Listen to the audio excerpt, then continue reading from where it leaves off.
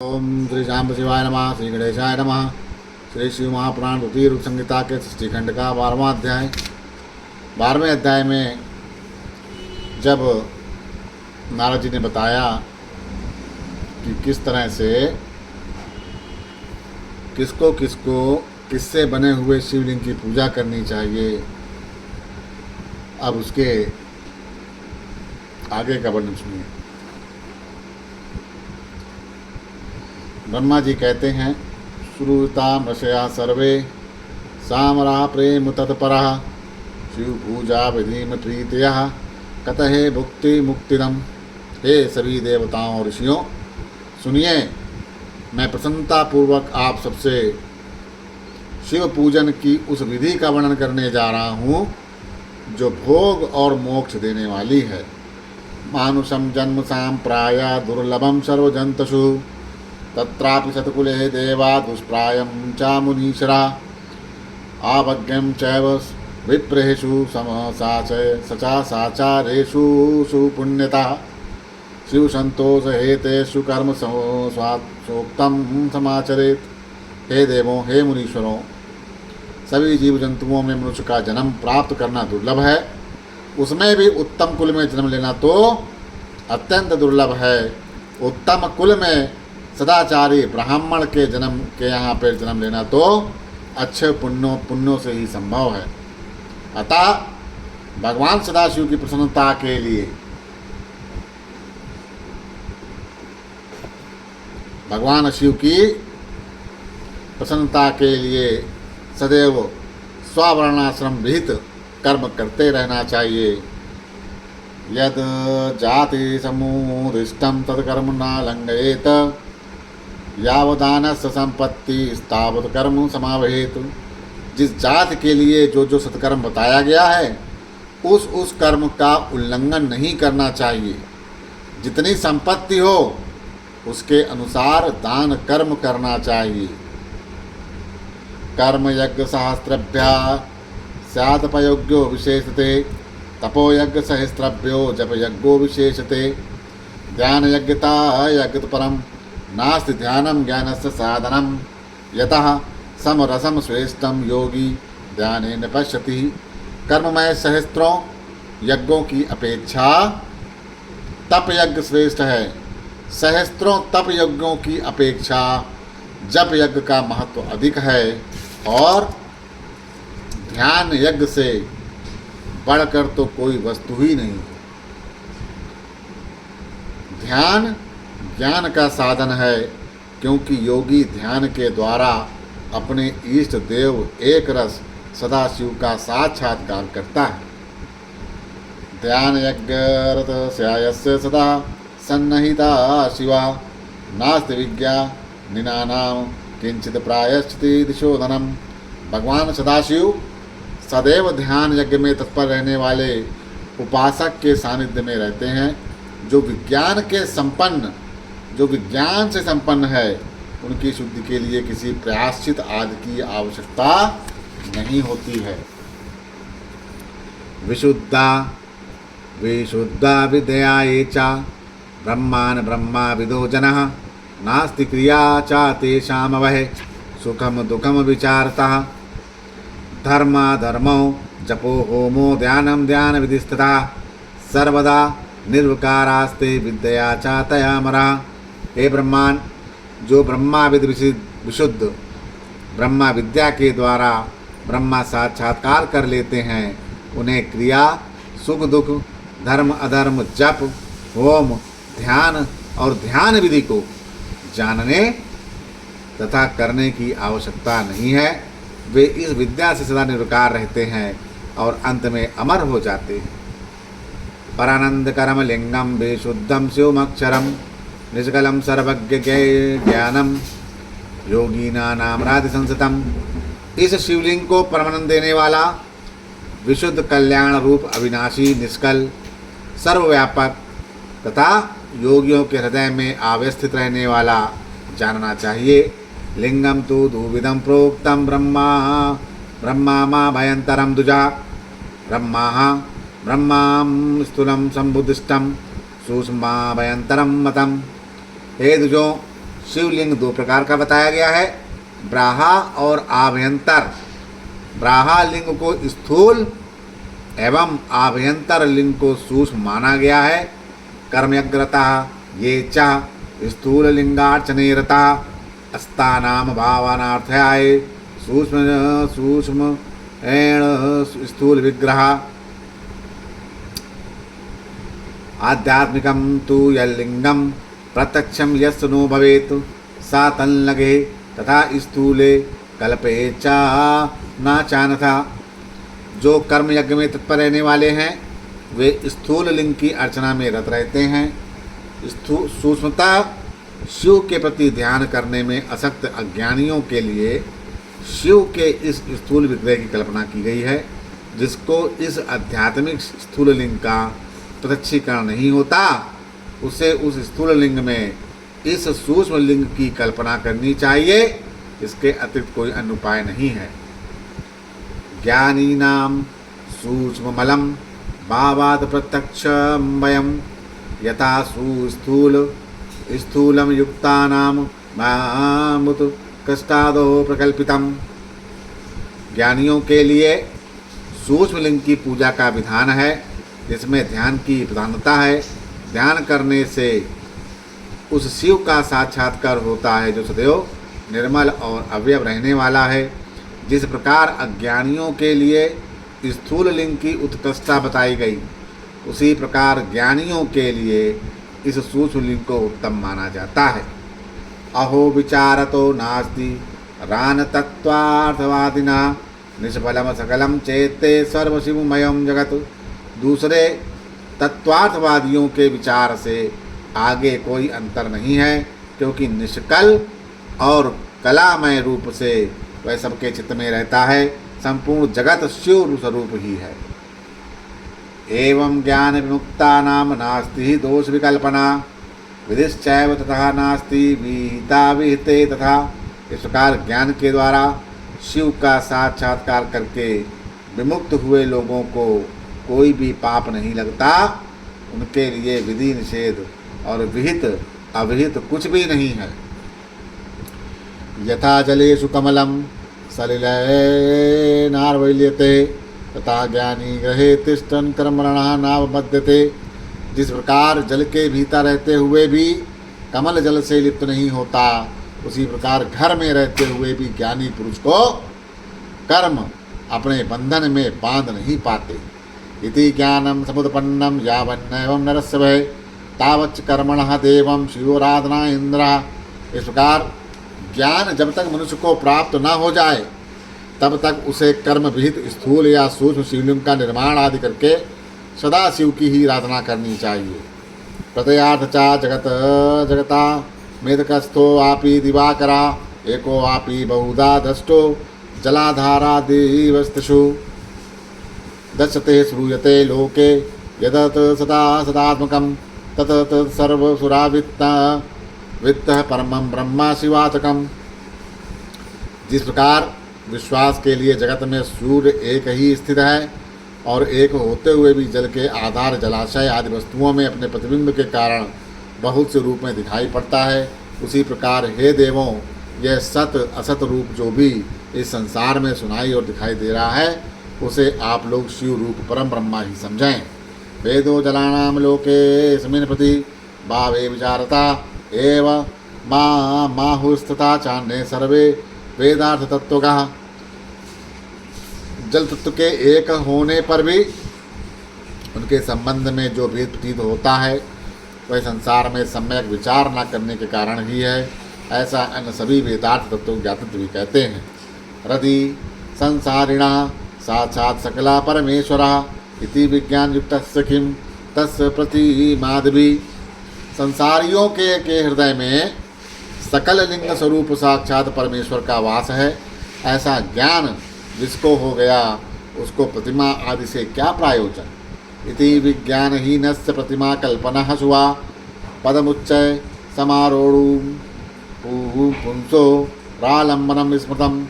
इस प्रकार से के ज्ञान से हीन प्राणी के लिए शुभ प्रतिमा की कल्पना की गई है, क्योंकि ऊंचे स्थान पर चढ़ने के लिए मनुष्य के लिए आलम्बन आवश्यक बताया गया है। आलम्बनम विनः तत्स पदमुच्चय दुष्करम निर्गुण प्राप्त हे नृणानाम प्रतिमालंबनम स्मृतम। जैसे आलंबन के बिना ऊंचे स्थान पर चढ़ना मनुष्य के लिए अत्यंत कठिन ही नहीं सर्वथा असंभव है, वैसे ही निर्गुण ब्रह्मा की प्राप्ति के लिए प्रतिमा का अवलंबन आवश्यक कहा गया है। सगुणा सगुणायन्नि निर्गुण प्राप्ति भरवती ते सुनिश्चितम एवं च सर्वदेवानां प्रतिमा प्रत्यायावा।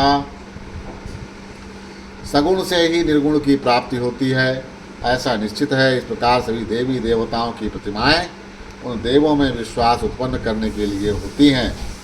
देवस्यायं मह्यान्वय तस्यार्थे पूजनम त्रिविधम गंध चंदनम पुष्प आदि कीमत प्रतिमा नाम बिना। ये देव सभी देवताओं से महान है, इन्हीं के लिए यह पूजा का विधान है।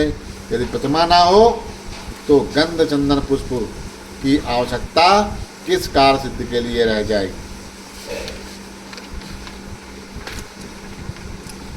तावच्च प्रथमा पूजया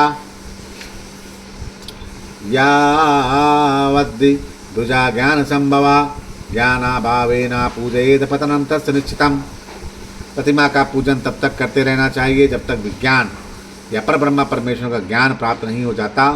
बिना ज्ञान प्राप्त किए ही प्रतिमा का पूजन छोड़ देता है, उसका निश्चित ही पतन होता है। एत इसमात कारणादि विप्रासूतानां परमार्थता स्वाजात युक्तम तु यत कर्म कर्तव्यम प्रथमता। हे ब्राह्मणों, इस कारण आप लोग परमार्थ रूप से सुने। अपनी जाति के अनुसार शास्त्रों में जो कर्म बताया गया है उसे प्रयत्न पूर्वक करना चाहिए। यत्र यत्र यथा भक्ति कर्तव्यम पूजनादिकम विना पूजनादादि पातकम नाचा दूरता। जहाँ जहाँ जैसी भक्ति हो वहाँ वहाँ तदनुरूप पूजन आदि कर्म करना चाहिए, क्योंकि पूजन दान आदि के बिना पाप दूर नहीं होते। यावच्च पातकम देहे तावत् सिरधनम जायते तते चा पातके तस्य सर्वचा सफलम भवेत्। जब तक शरीर में पाप रहता है तब तक सिद्धि की प्राप्ति नहीं होती। पाप के दूर हो जाने पर उसका सब कुछ सफल हो जाता है। यथा चामलिने वस्त्रे रंगा सुतरो नाही चालने ही कृते शुद्धे सर्वो रंगा प्रसज्जते तथा चा निर्मले देहे देवानां समगर्चयः ज्ञानरंगाः प्रजायते तदा विज्ञान संभवा। जिस प्रकार मलिन वस्त्र में रंग बहुत सुंदर नहीं चढ़ता, किंतु उसे भली भांति प्रकार से धोकर स्वच्छ कर लेने पर पूरी तरह से रंग उस पर चढ़ जाता है, उसी प्रकार देवताओं की विधिवत पूजा करने से जब तक निर्मल शरीर ज्ञान रूपी रंग नहीं चढ़ता तब जाकर उस ब्रह्म विज्ञान का प्रादुर्भाव होता है। विज्ञानस्य चा सनमूलम भक्ति व्याभिचारणे ज्ञानस्यापि सा चा सनमूलम भक्तिरेवा विधीयते। विज्ञान का मूल अनन्य भक्ति है और ज्ञान का मूल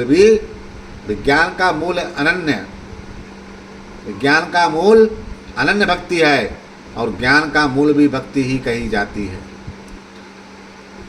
भक्ते मूलम तु सत्कर्म स्वादे श्रेष्ठ देवतादि पूजनम तन्मूलम सद्गुरुः प्रोक्त स्तत मूलनम संगीतः सताम। भक्ति का मूल सत्कर्म और अपने ईश देव आदि का पूजन है और उसका मूल सद्गुरु कहे गए और उन सद्गुरु का मूल सत्संगति है। संगत्या गुरा गुरुरापेत गुरौ मंत्रादि पूजनम पूजना जायते भक्ति भक्त्या ज्ञानम प्रजायते। सत्संग से सद्गुरु को प्राप्त करना चाहिए। सद्गुरु से प्राप्त मंत्र से देव का पूजन सत्कर्म करना चाहिए, क्योंकि देव पूजन से भक्ति उत्पन्न होती है और उस भक्ति से ज्ञान का प्रादुर्भाव होता है। विज्ञानम जायते ज्ञानाद पर ब्रह्मा प्रकाशकम विज्ञानम च यदा जातम सदा वेदो निवर्तते। ज्ञान से परब्रह्मा के प्रकाशक विज्ञान का उदय होता है। जब विज्ञान का उदय हो जाता है तब भेद बुद्धि स्वतः ही नष्ट हो जाती है। वेदे निरवत्ते सकले द्वंद्व दुख विहीनता द्वंद्व दुखा विहीनस्तु स्वरूपो भवत सो। समस्त वेदों के नष्ट हो जाने पर द्वंद्व दुख भी नष्ट हो जाते हैं। द्वंद्व दुख से रहित हो जाने पर साधक शिव स्वरूप हो जाता है। द्वंद्वा प्राप्तो ना जायेता नाम सुख दुखे वे विजानता भीता भीते तस्य न सायता नाम चासुरसरया। हे देव ऋषियों, द्वंद्व के नष्ट हो जाने पर ज्ञानी को सुख दुख की अनुभूति नहीं होती और विहित अविहित का प्रपंच भी उसके लिए नहीं रह जाता है। ईदशो विरलो लोके ग्रहाश्रम विवर्जिता यदि लोके भवतस्मिन् दर्शनात् पापहारका तीर्थानि शालगानि तीह तादृशं ज्ञानवित्तमं देवाश्च मुनयः सर्वे परब्रह्मात्मकं शिवम। इस संसार में ऐसा ग्रह स्थान श्रम रहित प्राणी विरला ही है। जो गृहस्थ श्रम रहित ऐसा विरला प्राणी बहुत ही होते हैं। यदि लोक में कोई हो तो उसके दर्शन मात्र से ही पाप नष्ट हो जाते हैं। तभी तीर्थ देवता और मुनि भी उस प्रकार के पर ब्रह्मामय शिव स्वरूप परम ज्ञानी की प्रशंसा करते रहते हैं। तादृशानि न तीर्थानि न देवामृतलक्षलामया ते पुनरुत्तरुकालेन विज्ञानी दर्शनादियापि। वैसे ना तो तीर्थ न मिट्टी न पत्थर से बने देवता ही हैं, वे तो बहुत समय के बाद पवित्र करते हैं, किंतु विज्ञानी दर्शन मात्र से पवित्र कर देता है। विज्ञानी तो दर्शन मात्र से पवित्र कर देता है। यावद ग्रह श्रमे तिष्ठेत वदाकार पूजनम दुर्याचेष्टसह सुप्रीत्या सुरसु खलु पंचसु अथवा चा शिवा पूजयो मूलमेकं विशेषते मूले सिक्ते तथा शाखाः तप्ताः सप्तमखिलासुरा। जब तक गृहस्थ आश्रम में रहें तब तक प्रेम पूर्वक उसे 5 देवताओं, कौन कौन से? गणेश, सूर्य, विष्णु, शिव और देवी, इनकी और उनमें भी सर्वश्रेष्ठ भगवान सदाशिव की प्रतिमा का पूजन करना चाहिए। अथवा मात्र सदाशिव का ही पूजन करना चाहिए। एकमात्र वे ही सबके मूल कहे गए। हे देवों, जैसे मूल जड़ के सींचे जाने पर सभी शाखाएं स्वतः तप्त हो जाती हैं, वैसे ही सर्वदेवमय सदाशिव के ही पूजन से सभी देवी देवता पूजनीय हो जाते हैं, पूजन हो जाता है और वे प्रसन्न हो जाते हैं। शाखासु चा सप्ततासु मूलम तप्तम न कहिर्चित् एवं सर्वेषु तप्तेषु सूरेषु मुनिसत्तमा सर्वथा शिव तप्तर्नो विज्ञेया सूर्यबुद्धभिः शिवे चा पूजते देवा पूजिता सर्व एव ही। जैसे वृक्ष की शाखाओं के तप्त होने पर अर्थात उन्हें सींचने पर कभी भी मूल की उत्पत्ति नहीं होती, वैसे ही मुनि श्रेष्ठों सभी देवताओं के तप्त होने पर भी शिव की तप्ति नहीं होती। ऐसा सूक्ष्म बुद्धि वाले लोगों को जानना चाहिए। शिव के पूजित हो जाने पर सभी देवी देवताओं का पूजन स्वतः ही हो जाता है। तस्मायच्च पूजे देवं शंकरम लोक शंकरम सर्व काम फलापाप्ते सर्वभूत हिते रता। अतः सभी प्राणियों के कल्याण में लगे हुए मनुष्य को चाहिए कि वह सभी कामनाओं की फल प्राप्ति के लिए संसार का कल्याण करने वाले भगवान सदाशिव का ही पूजन करें। यदि श्री शिव महापुराणे द्वितीयायानां ऋतुसंहितायानां प्रथम खंडे षष्ठ्युपाख्याने पूजा विधि वर्णने सार विचार वर्णनम नाम 12वाध्याय। इस प्रकार श्री महापुराण के अंतर्गत द्वितीय संहिता के प्रथम खंड में षष्ठ्युपाख्यान में पूजा विधि वर्णन क्रम में सार विचार वर्णन नामक 12वां अध्याय पूर्ण हुआ। बोलो श्री शंकर भगवान की जय।